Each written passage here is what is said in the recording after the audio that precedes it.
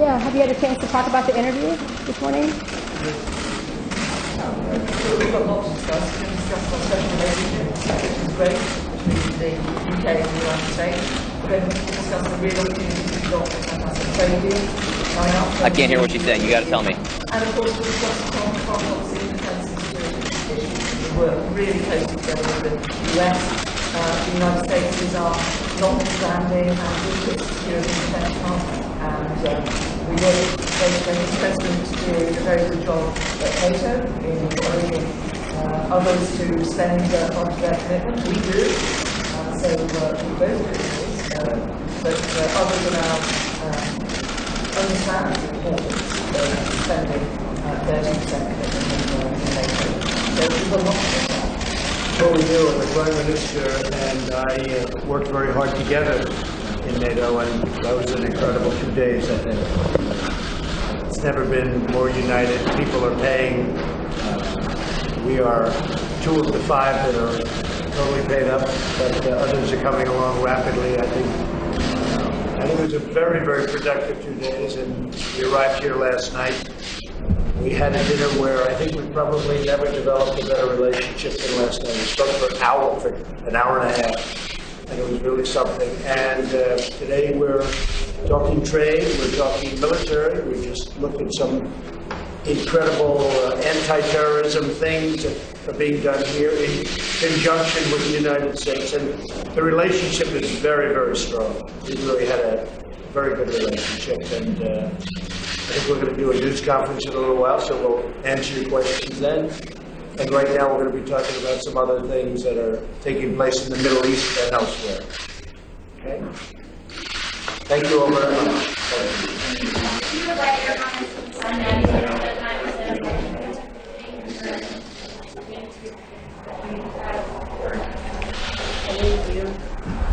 Thank you.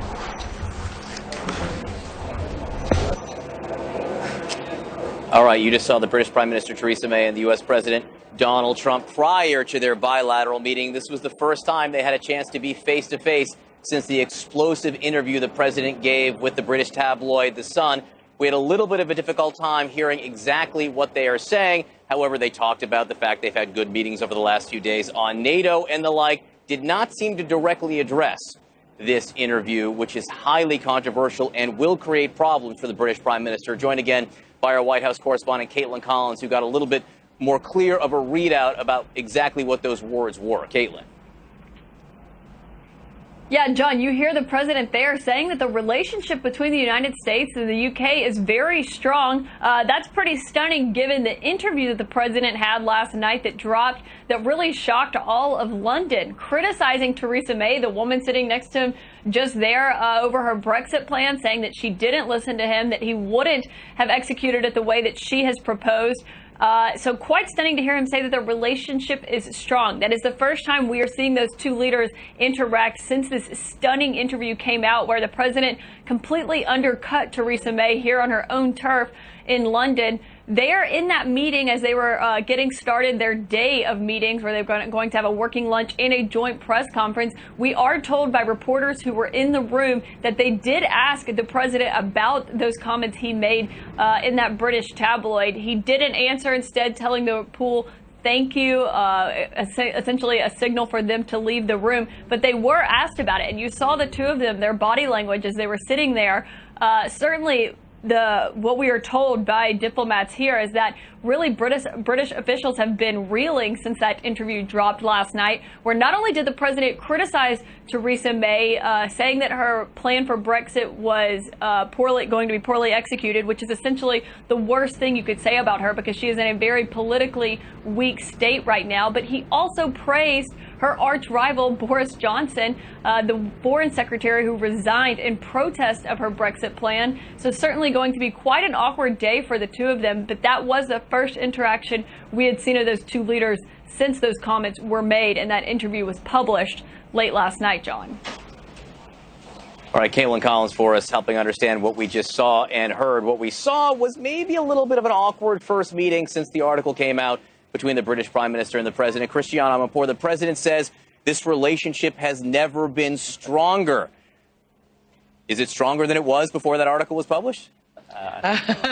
Look, the relationship, look, the two nations, yes, if you go onto the ground, if you see what they're doing, militaries in NATO and this and that, trade is happening, all the rest of it.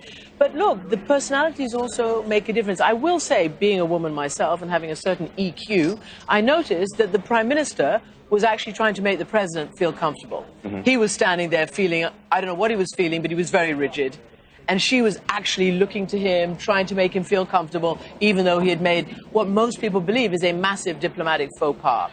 And, you know, we'll have these talks and we'll see where it goes. It is very critical for this country, which is why even people who disagree with this president said we cannot ban him from coming to this country. And Matthew, we brought up in jest yesterday when we were just talking, well, will she pull the Hugh Grant moment from Love Actually? We may play that later in the show, but for people who don't remember, in this fictional movie, he plays the British Prime Minister and during a news conference directly confronts a U.S. president. And I think it's become a moment that a lot of people in the United Kingdom feel like they would like to see in reality. For sure, I remember that very distinctly, not least because the movie came out when I was working at Downing Street and you had the relationship between Tony Blair and George W. Bush. And of course, there's a desire from certain parts of the public to see you stand up and have that moment. But of course, the question then comes after it, and then what? Like, you can have your moment in a movie, but in real life, diplomacy does go on. And that's the hard part. To be fair to the Prime Minister, in this situation, whatever you think of Donald Trump personally, there are a number of issues,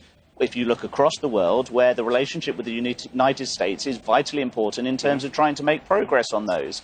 Look at the fact that she is going to be the last world leader to speak to him before he goes off to his meeting with President Putin. That's actually a good position for the UK to be in, to try and exert some influence in that role it's traditionally played as a bridge between America and Europe. And you pointed out to me, Matthew, that a majority of British citizens want those two in that room having that meeting right now, even if thousands of people are out protesting on the streets, and even if the president just made that meeting a lot more complicated by this interview he just gave.